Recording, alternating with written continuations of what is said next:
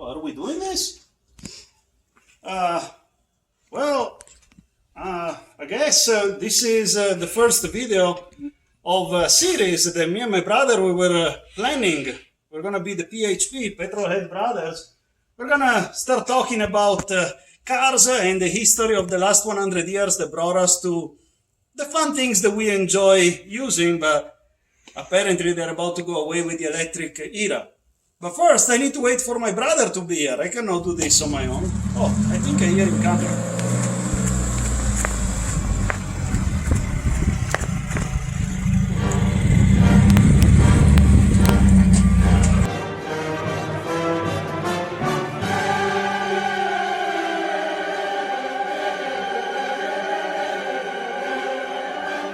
Wait, why are you blowing me? I don't know. It looked better.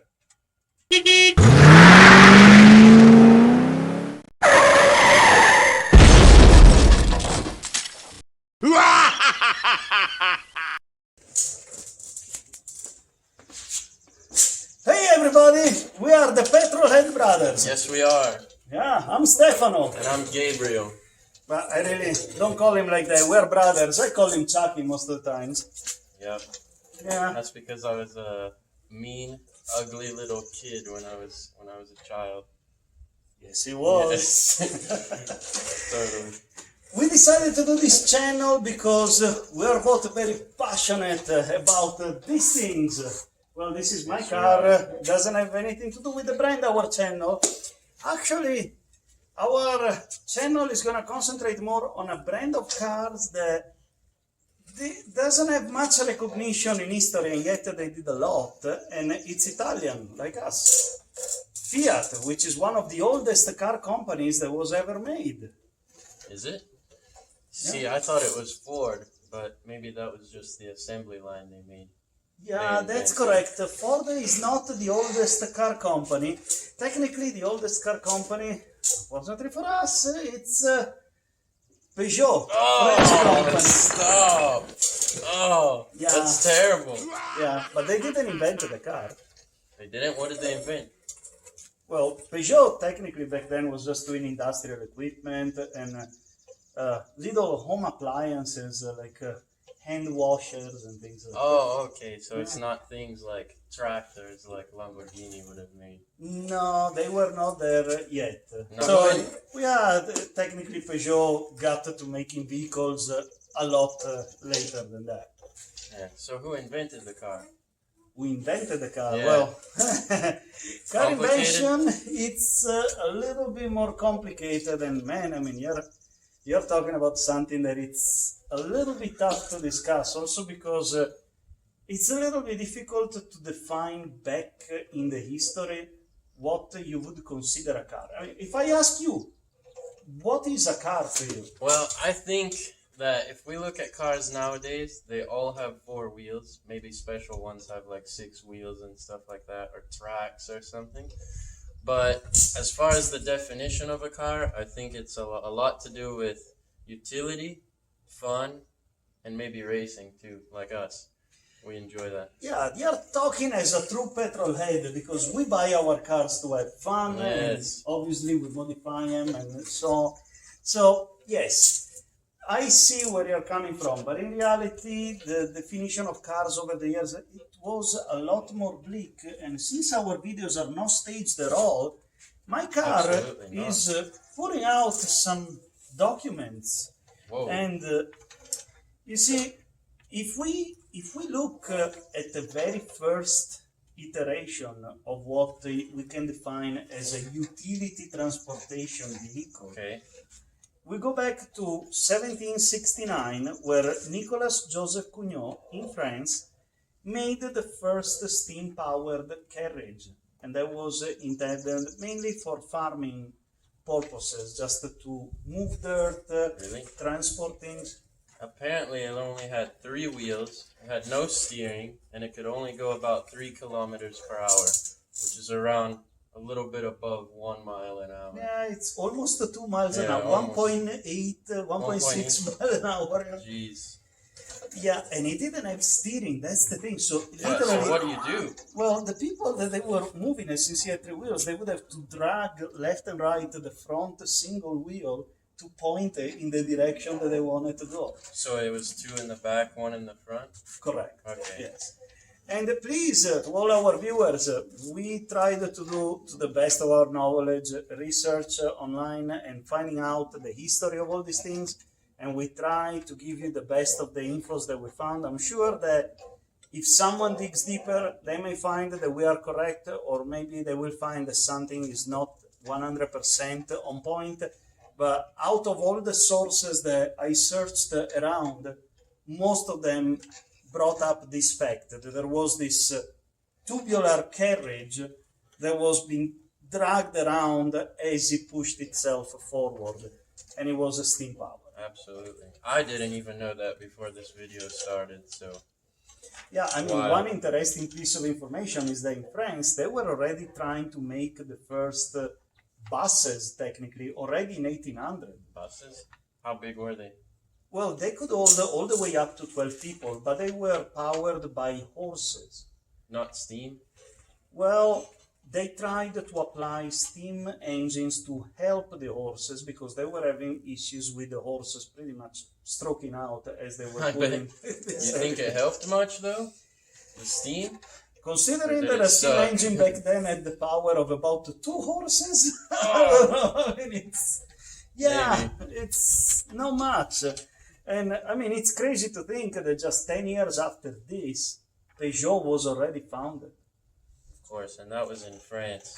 And that's when they were making the industrial equipment you were talking about, right? That's correct, yes. Brushes, stuff like that. And later on, they got into even small appliances like pepper grinders, coffee grinders. I mean, Wow, I never knew that. so Peugeot was really everything but a car company at that point. Yeah. But if you look at the corporation name, Peugeot, it's in fact the oldest company that there is as far as the car industry.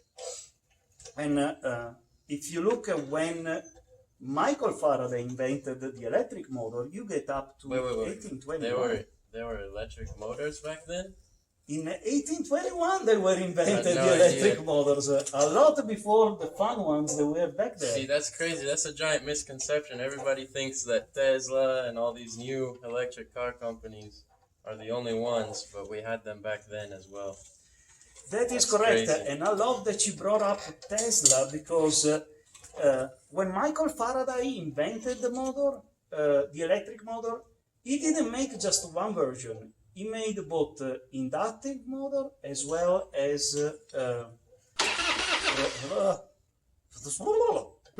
moment of blank, guys.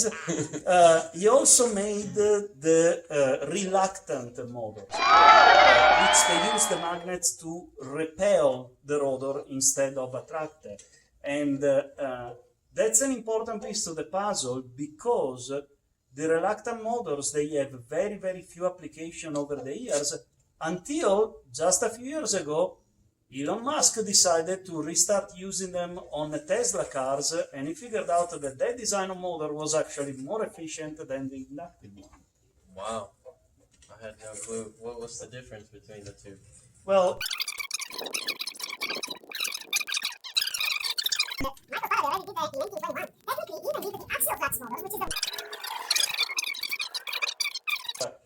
we're really That's crazy.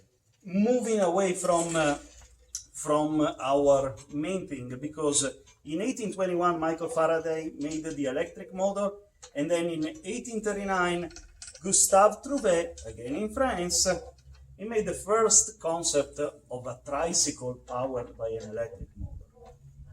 So we're again in 3 wheels, not 4 wheels. Not yet. Yeah, yet. exactly. We're really far, and it's crazy. All these vehicles had 3 wheels and essentially no steering. Yeah. How would you steer?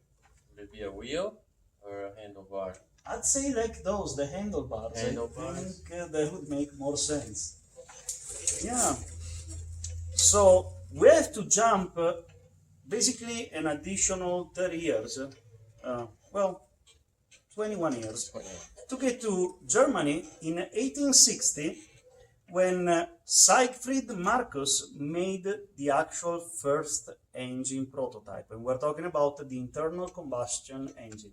We are in 1860. So do you think he started his own company, or did he just make an engine, you think? He was just an inventor, and he made a prototype. He registered the patent, but he didn't go further. With all the basic moving parts? That's piston, correct. The rod, piston, the rod. case. Yeah. Okay. Yeah. It was at the very, very beginning. But it didn't take much long to get to the next stage when Gottlieb Daimler and Karl Benz created the first three-wheeled car in Germany in 1885.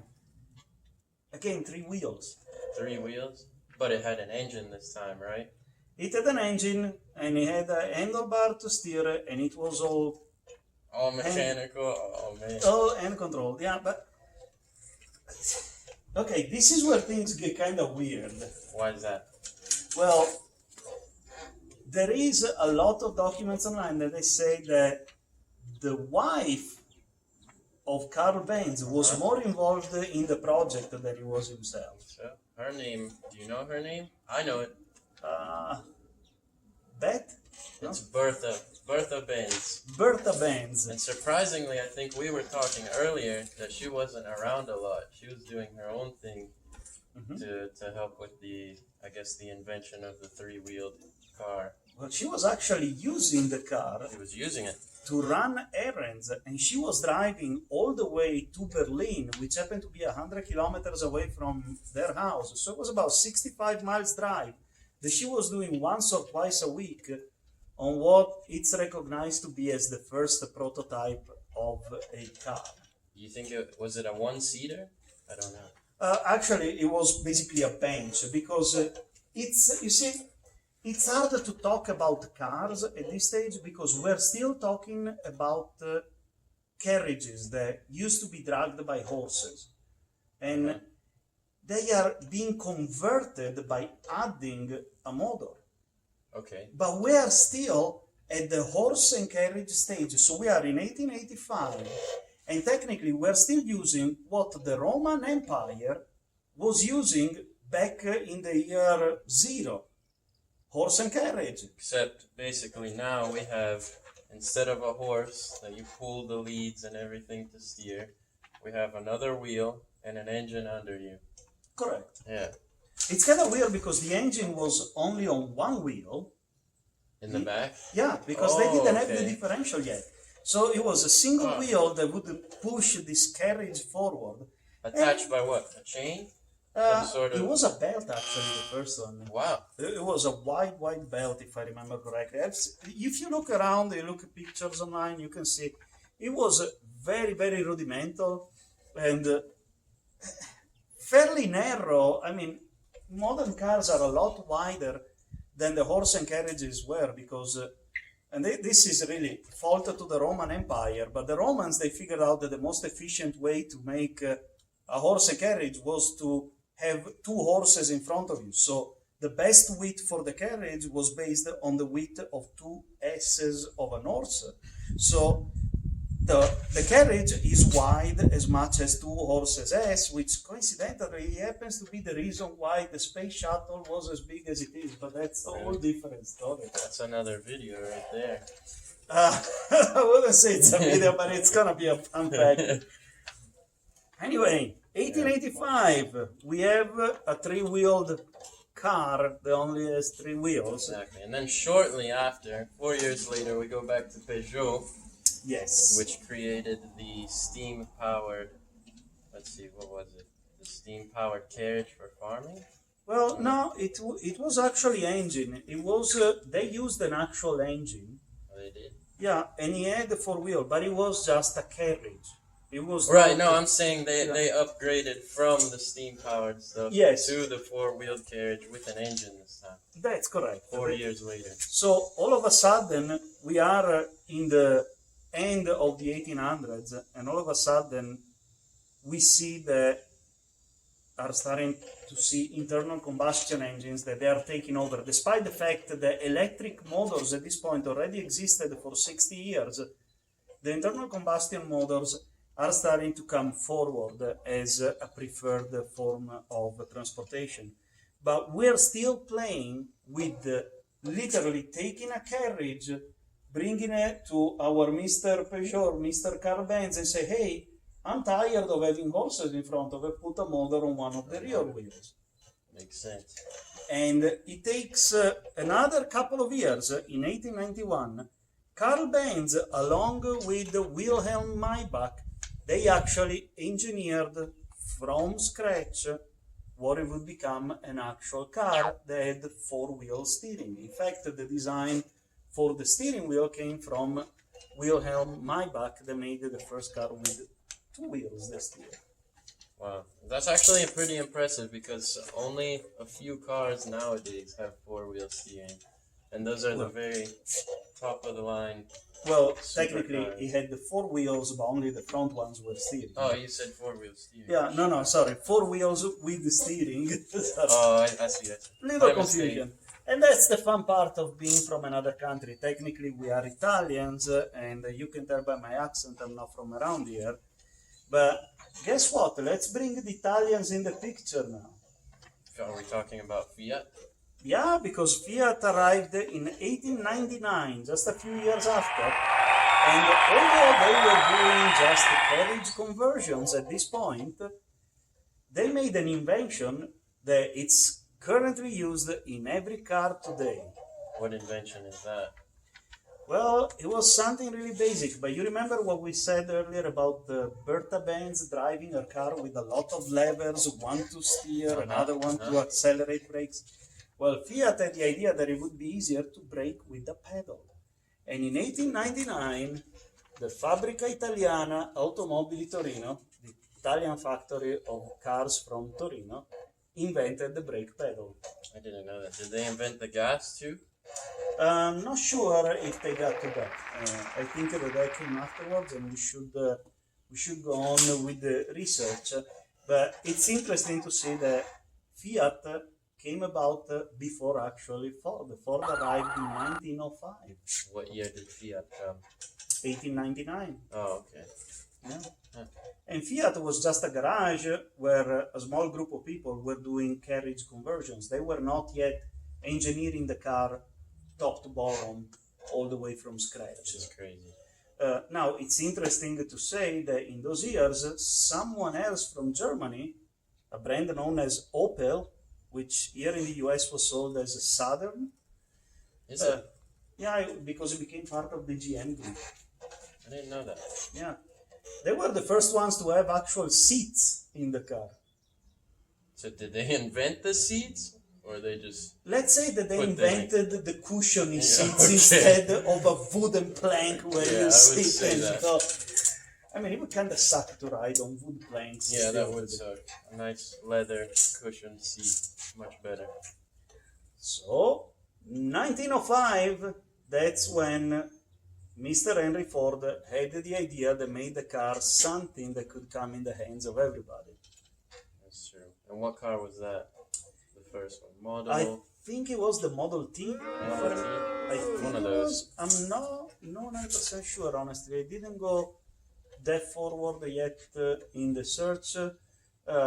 But if I remember correctly, yes, that was the point when Ford created the production line so that instead of having people bring in a carriage and say, hey, please convert it into something that it's a vehicle, he decided to mass produce cars one after another, which that cuts costs and it makes the car something that everybody can afford. And all of a sudden, here we are being the petrol head brothers. Exactly. This is just my car. It's my fun toy that I enjoy to drive every day. I've enjoyed it for this point 10 years. But sadly, you guys aren't going to see it anymore after this video because you are giving... don't make me think about that. I will miss Jody so much. It's okay though, you get a new one. Anyways, I hope you guys enjoyed this first video. In the future, we're going to bring more videos with more content, and we're going to try to dig the history of cars and how this little group of people in Italy managed to start making weird things that they really revolutionized the car industry over time. And we hope you are going to enjoy our company. Thanks for watching. Thank you. Ciao. Ciao.